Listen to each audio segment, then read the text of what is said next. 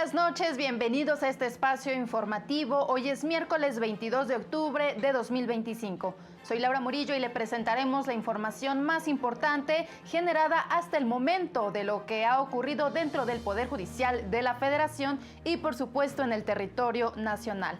Damos la bienvenida a Gabriela Herrera, quien nos acompaña en la interpretación en lengua de señas mexicana. Comenzamos.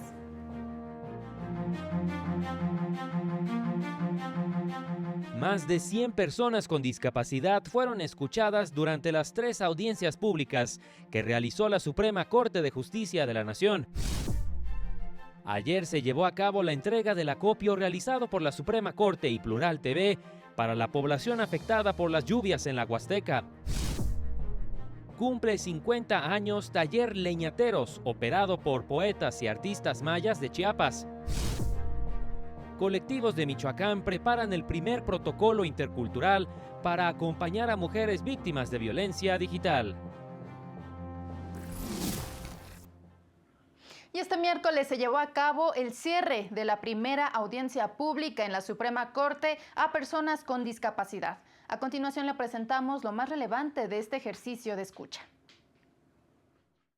Este miércoles concluyó la primera audiencia pública de la nueva Suprema Corte de Justicia a personas con discapacidad, ejercicio que consistió en dar voz y escucha activa a grupos y personas con discapacidad que plantearon sus argumentos sobre problemáticas que les aquejan. Este ejercicio contribuye a que la nueva Suprema Corte construya un criterio sobre normas que ya no se aplicarán si no se les consulta previamente. Yo estoy seguro que vamos a encontrar la fórmula adecuada para encontrar este equilibrio de derechos que les permita, porque esa es nuestra intención fundamental, que les permita gozar plenamente de los derechos fundamentales. Tengan ustedes la plena seguridad que hay toda la buena fe, yo eso he encontrado en esta nueva composición de la Corte, hay toda la disposición de ir avanzando hacia una sociedad más justa, más digna, más igualitaria, más inclusiva para todos y para todas. Han sido días muy intensos de mucho aprendizaje, de mucho diálogo. Para nosotros, para nosotras, los derechos de ustedes son absolutamente intocables. Nosotros propusimos un criterio para empezar, no de beneficio, no de analizar nosotros qué normas les eran beneficiosas a ustedes y suplir su voluntad o su interpretación de ninguna manera. Escuchar antes de decidir. Ese ha sido el compromiso de quienes integramos esta Suprema Corte de Justicia de la Nación. No debemos olvidar que este ejercicio fue convocado precisamente para eso, para que de la mano de ustedes tomemos una decisión justa acorde a su realidad. Gracias a sus testimonios, hoy tengo mayor entendimiento de sus derechos. Y le reitero mi compromiso de que su voz me acompañará y que seguiré dialogando con ustedes. Este suceso histórico en el cual esta nueva Suprema Corte de Justicia de la Nación abre las puertas precisamente para llevar a cabo audiencias públicas y entonces resulta fundamental. Fueron 3 sesiones que sumaron 15 horas de escucha, en las que 89 participantes de 22 entidades federativas expusieron su parecer sobre 2 temas fundamentales: la invalidez automática de leyes emitidas sin haberles consultado previamente y sobre la posibilidad de pedirle a los órganos públicos que pueden promover acciones que lo hagan por petición de personas con discapacidad cuando haya violaciones a sus derechos en una norma. En este tercer día, por poco más de 5 horas, las y los ponentes expusieron argumentos como estos. ¿Quién define qué nos beneficia si no se nos consulta? Y más grave aún, pretender que si la consulta no se realiza, la responsabilidad de impugnar recaiga sobre las propias personas con discapacidad. Sí parece que se pretende imponer un obstáculo, ¿no? Esto es, al depositar la carga en las personas con discapacidad para que seamos nosotras quienes solicitemos a las comisiones de derechos humanos locales o la nacional la impugnación de la norma.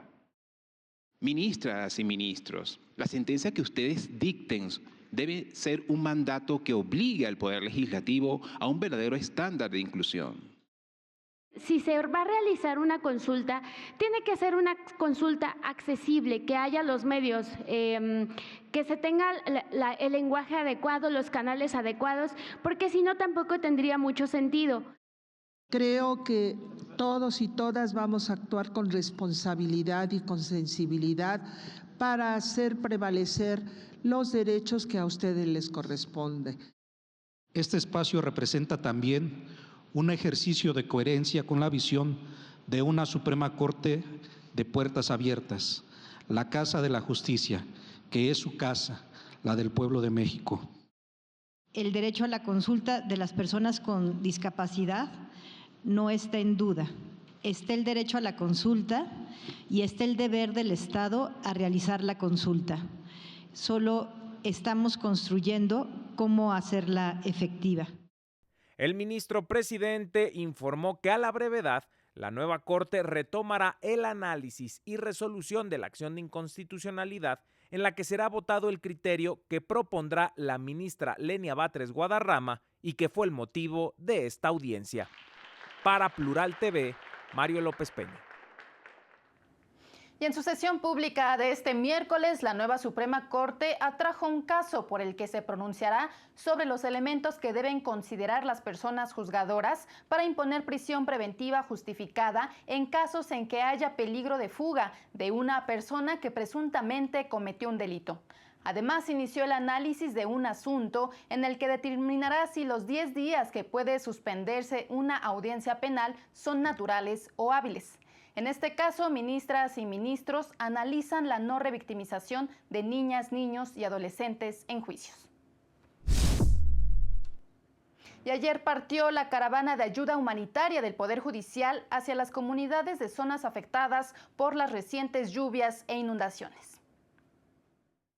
Los municipios de Sontecomatlán, Guayacocotla en Veracruz, Tenango de Doria en Hidalgo y Chicontepec en la Huasteca veracruzana son algunas de las comunidades rurales que fueron beneficiadas con las 10 toneladas de víveres y enseres que fueron recaudados por el Poder Judicial de la Federación la semana pasada en un evento músico-cultural de guapangos que tuvo lugar el pasado 18 de octubre en la Ciudad de México a iniciativa de Plural TV.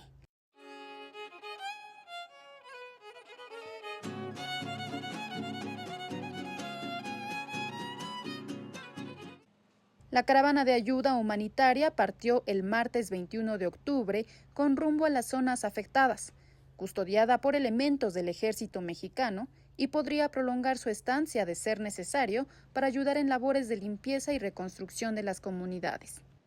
Pues juntamos agua embotellada, pañales, toallas sanitarias, alimentos no perecederos en lata y en grano, también elementos de higiene personal. Entonces, no, pues nosotros esperamos llevar un poquito de esperanza también, ¿no? Me parece que es fundamental abrazarnos en momentos como este y al mismo tiempo poder hacer un ejercicio pedagógico de apoyo y de construcción ciudadana de solidaridad también.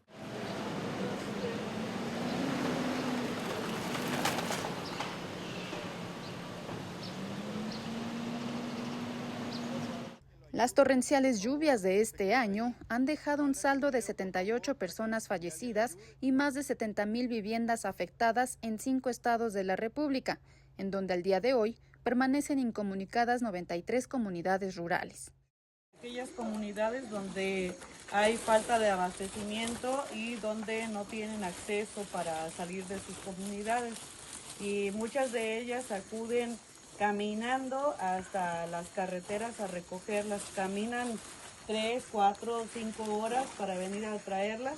Entonces lo que procuramos hacer con los donativos que ha dado pues la sociedad civil y todas las personas que se han sumado a esta colecta es hacer una despensa de buen tamaño, pues para que valga la pena también que hayan caminado de tan lejos. Ese es el criterio que tenemos, aquellos que más lo necesitan.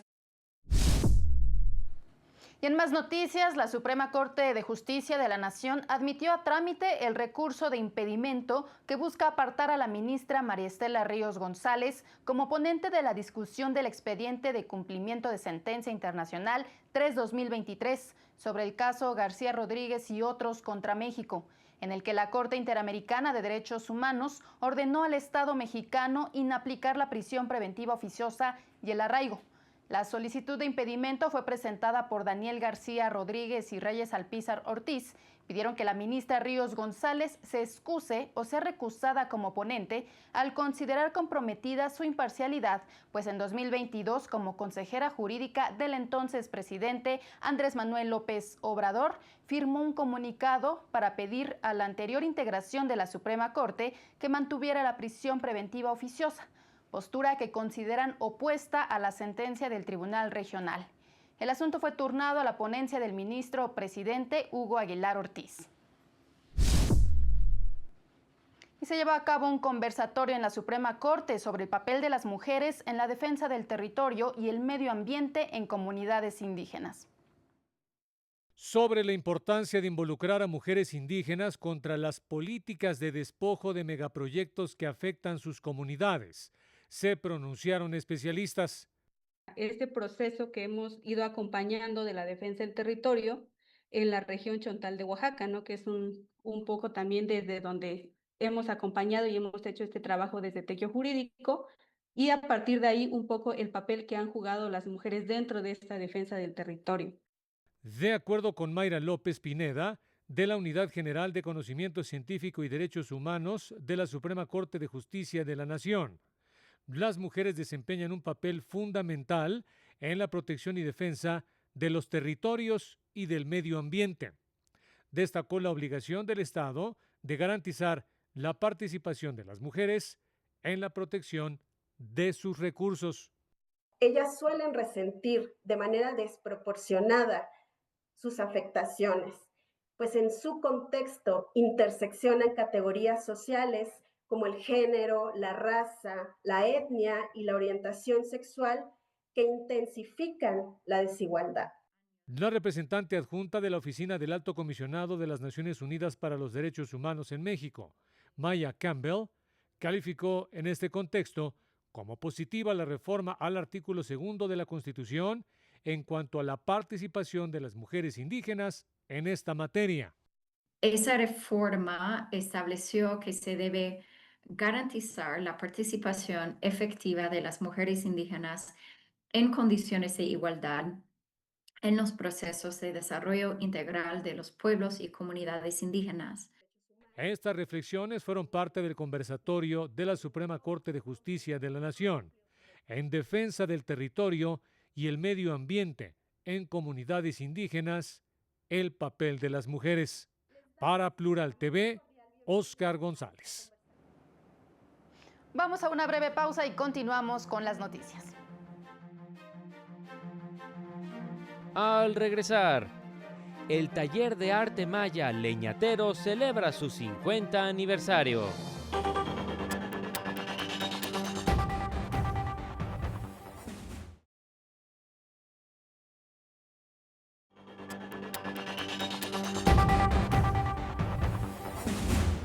Agradecemos que continúe con nosotros. Como símbolo de amor y resistencia, este miércoles cumplió 50 años de creación el Taller Leñateros de San Cristóbal de las Casas en Chiapas, un colectivo editorial operado por artistas mayas que fabrica, escribe, ilustra, encuaderna y distribuye libros hechos a mano en su totalidad con técnicas ancestrales, tradicionales y materiales reciclados.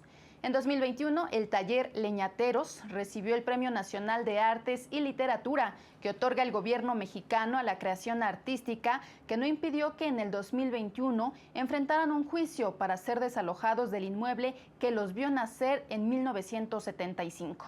En 2023, los artistas tzotziles interpusieron un amparo ante la Suprema Corte para evitar ser desalojados, mismo que aún está por resolverse. A Leñateros le viene el nombre de los árboles de la madera que no utilizan para fabricar con hojas y papel reciclado sus libros, sus cuentos y su poesía hechas de sueños y tradición.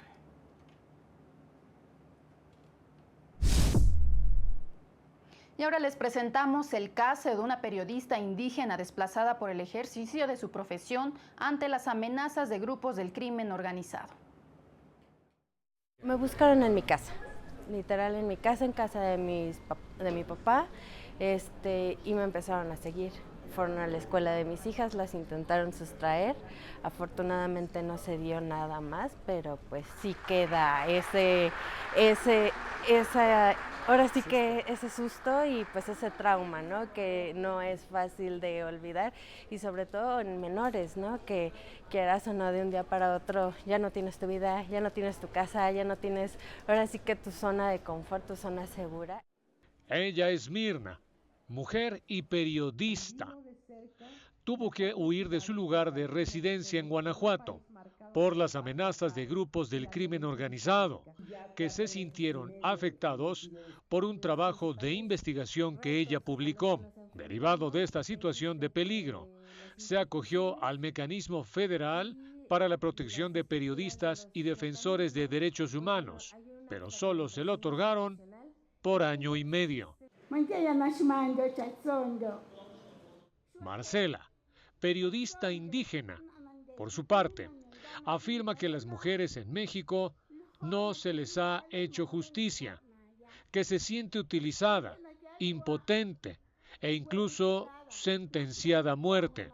Estuvo encarcelada y en desplazamiento forzado interno, como lo indicó en el foro Justicia para las Mujeres Periodistas y Defensoras de Derechos Humanos en la Cámara de Diputados. Ven las secuelas físicas en mi cara.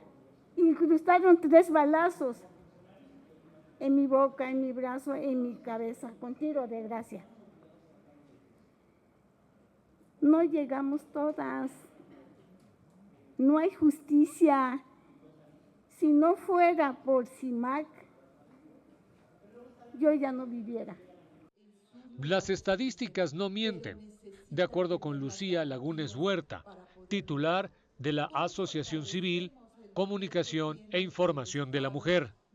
Hablamos del 98% de impunidad en los casos de agresiones contra periodistas, pese a tener más de 10 años una fiscalía especializada precisamente para atender los delitos contra la libertad de expresión. La directora general de Prevención, Atención y Seguimiento de Violencia de Género de la Suprema Corte de Justicia de la Nación, Cristina Solano Díaz, refrendó el compromiso de atención urgente a los casos de criminalización de las mujeres. Estamos por iniciar los trabajos técnicos y ejercicios de foros para actualizar el protocolo para juzgar con perspectiva de género. Si bien es cierto, este protocolo no está focalizado en el trabajo de las personas defensoras de derechos humanos y periodistas, sí considero que podemos integrar criterios que ustedes han estado mencionando.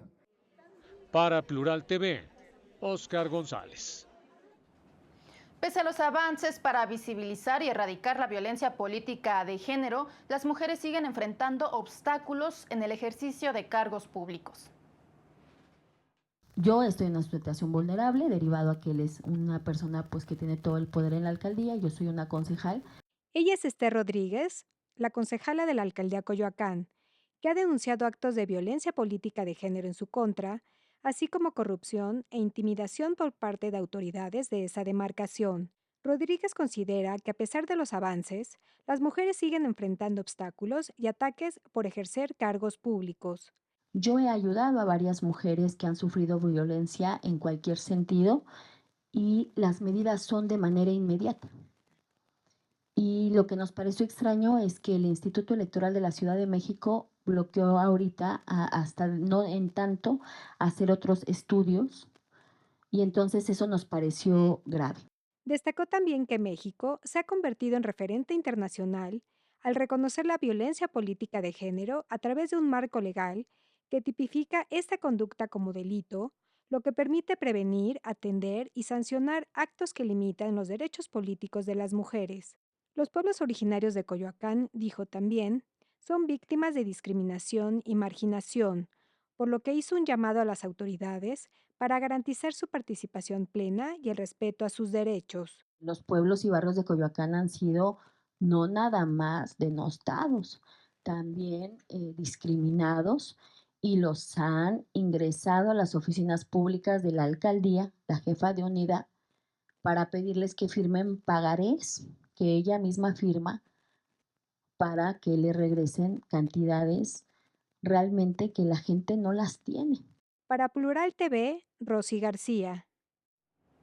Y en más noticias, la colectiva Defensoras Digitales Michoacán anunció que prepara el primer protocolo intercultural para acompañar a mujeres indígenas víctimas de violencia digital. El proyecto se desarrolla en conjunto con activistas de Angahuán, región purépecha del estado, a través de capacitación en prevención, ciberseguridad, acompañamiento legal con perspectiva intercultural y contención psicológica para que sean ellas mismas quienes acompañen a las víctimas. El protocolo parte de un modelo previo desarrollado por la colectiva y se adaptará a la realidad cultural y lingüística de la comunidad. Su objetivo principal será identificar espacios seguros y personas de confianza dentro de la comunidad que puedan brindar acompañamiento a víctimas de violencia digital, respetando sus formas locales de organización. La meta a largo plazo será replicarlo en otras comunidades del estado. Y el Poder Judicial puede ser motor de cambio para que las personas en situación de movilidad humana puedan ejercer sus derechos, coincidieron especialistas.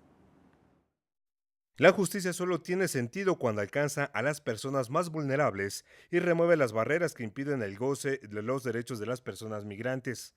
Así lo señalaron expertas y expertos que participaron en la reunión marco del Premio Sentencias 2025, Acceso a la Justicia de Personas Migrantes o Sujetas de Protección Internacional, que se realizó en el Instituto de Investigaciones Jurídicas de la UNAM. Y hablar de acceso, pues, a los derechos y también sobre todo que no se trata única y exclusivamente de un trámite, sino también de reafirmar que el acceso a la justicia es sumamente importante para las personas que nos unen aquí, que es precisamente las personas en contextos de movilidad. Gracias sobre todo a quienes desde sus trincheras, la abogacía, el activismo, la academia o la misma judicatura siguen creyendo que la justicia tiene sentido solo cuando alcanza a los más vulnerables. En el contexto iberoamericano, las personas en situación de movilidad humana enfrentan desafíos persistentes para acceder a la justicia y ejercer plenamente sus derechos. El Poder Judicial puede ser un motor de cambio. Al dictar resoluciones con enfoque de derechos humanos, contribuye a eliminar barreras estructurales, denunciar omisiones y exigir acciones estatales claras y sostenibles. En este encuentro se analizaron las resoluciones que ganaron el Premio Sentencias 2024. Se destacó el fallo que ganó el primer lugar y que protegió a una mujer venezolana que viajó a Colombia en busca de atención médica. La primera mesa es sobre el reconocimiento de la condición de refugiado de personas en condición de vulnerabilidad a partir del caso de una mujer venezolana de 90 años con graves problemas de salud, ¿no? Y es una sentencia de la Corte Constitucional de Colombia. Ayuda a ver las buenas prácticas y finalmente la justicia se va construyendo sobre la base de la valentía de jueces y juezas, pero también de lo que uno va aprendiendo de lo que está alrededor del mundo y en este caso en lo que está de nuestra región. Para Plural TV, Juan Carlos González. Y en más noticias, la organización Amnistía Internacional demandó a la Fiscalía de Michoacán combatir la extorsión a productores de limón tras el asesinato del líder citrícola Bernardo Bravo. Denunció que las acciones de las autoridades no han sido suficientes para erradicar este flagelo, que enfrentan problemas graves derivados de la compra de su cosecha a bajo costo. Ante ello, hizo un llamado a investigar el homicidio, considerando su labor de exigencia de justicia y de mejores condiciones para el campo, garantizar a su familia el acceso a la verdad, justicia y reparación del daño, así como investigar y erradicar la corrupción que viven los productores de limón en la zona. Y este miércoles, el secretario de Seguridad y Protección Ciudadana, Omar García Harfuch, compareció ante el Pleno del Senado como parte de la primera glosa del primer informe de gobierno de la presidenta Claudia Sheinbaum. El secretario de Seguridad y Protección Ciudadana, Omar García Harfuch, compareció ante el Pleno del Senado de la República como parte de la glosa del primer informe de labores de la Presidenta de México, donde informó sobre los avances en materia de seguridad, la reducción de delitos de alto impacto, las acciones coordinadas con gobiernos estatales y municipales para fortalecer la paz y la justicia en el país.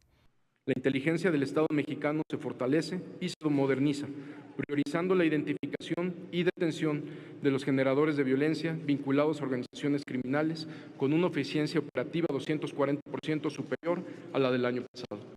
Destacó la labor de las fuerzas de seguridad federales y la implementación de estrategias basadas en la inteligencia, prevención y fortalecimiento de las capacidades institucionales. Tan solo en los últimos meses, el número de investigaciones estratégicas ha aumentado más del 100%, reflejando un sistema de inteligencia nacional más fuerte, moderno y coordinado al servicio de la paz y la seguridad de las familias mexicanas. El secretario reafirmó el compromiso en el combate a la delincuencia organizada, la coordinación entre los 3 niveles de gobierno para garantizar un México más seguro y señaló la disminución de homicidios dolosos en Querétaro, Guanajuato y Yucatán, que se redujeron en 60%. 23 entidades federativas lograron disminuir su promedio diario de homicidios dolosos durante el último año. Por poner algunos ejemplos, Guanajuato. Para Plural TV, Rosy García.